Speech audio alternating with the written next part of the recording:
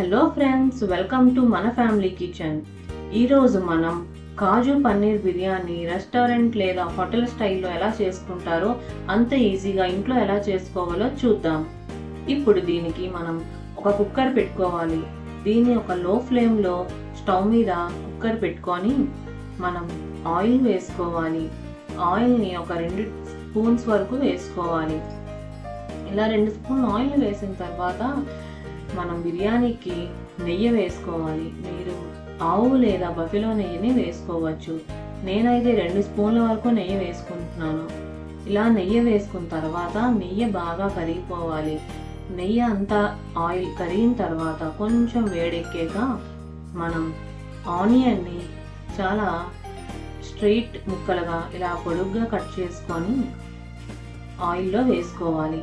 వేసుకున్న తర్వాత మనం ఇందులోకి కాజు, అదే జీడిపప్పు, అలానే మనం షాజీరా బిర్యానీలో దినుసులు, తర్వాత బిర్యానీ ఆకు ఒక 2, ఇలాచి, అలానే 2 లవంగ ముగ్గలు, అలానే దాల్చిన చెక్క, ఇలా బిర్యానీ దినుసులు అన్నీ వేసుకున్న తర్వాత మనం వీటిని కలుపుకోవాలి. ఇలా ఒక 2 సార్లు కలిపిన తర్వాత మనం దీనికి మూత పెట్టుకోవాలి. 1 నిమిషం మూత పెట్టుకుంటే కొంచెం బాగా వేగుతాయి. ఇలా మనకి మూత తీసుకొని కొంచెం వేగిన తర్వాత ఇందులోకి మనం మీడియం సైజ్ కట్ చేసి పెట్టుకున్న బంగాళదుంప ముక్కలు, అలానే టొమాటో ముక్కలు, క్యారెట్ ముక్కలు కూడా వేసుకోవాలి. ఇవి కూడా మీడియం సైజ్గానే కట్ చేసుకోవాలి. అలా అని మరీ చిన్నవి లేదా పెద్దగా అక్కర్లేదు. మీడియంగా వేసుకుంటే బిర్యానీకి ఎంతో రుచిగా వస్తాయి ఇవి. ఇలా వేసుకొని కొంచెం కలుపుకున్న తర్వాత దీన్ని మళ్ళీ మూత పెట్టుకోవాలండి. ఇలా అవి మగ్గుతూ ఉంటాయి. కొంచెం మగ్గాయి అనగా మనం మూత తీసుకొని సాల్ట్ వేసుకోవాలి.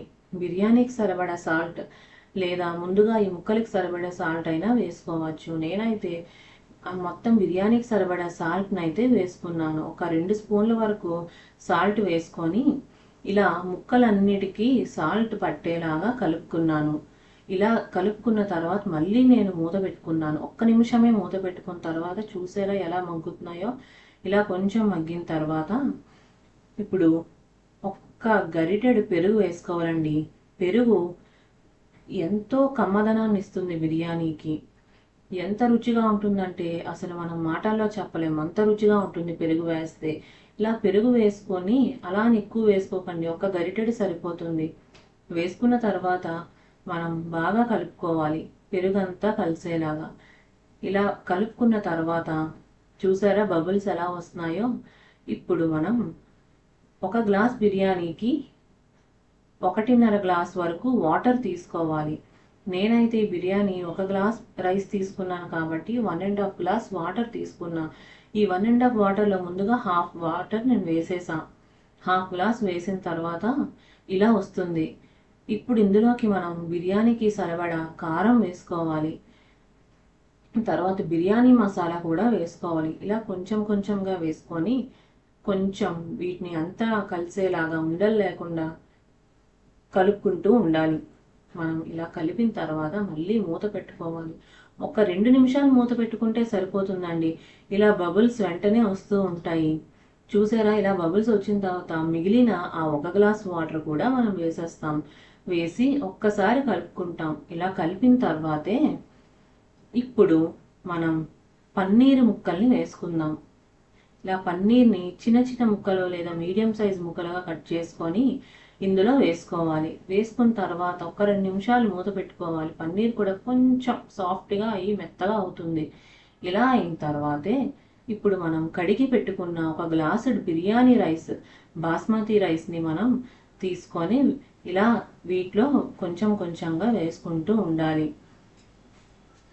దీన్ని ఒకసారి కడిగితే సరిపోతుందండి. ఇలా వేసుకొని మొత్తం 1 గ్లాస్ బియ్యాన్ని వేసిన తర్వాత దీన్ని బాగా కలుపుకోవాలి.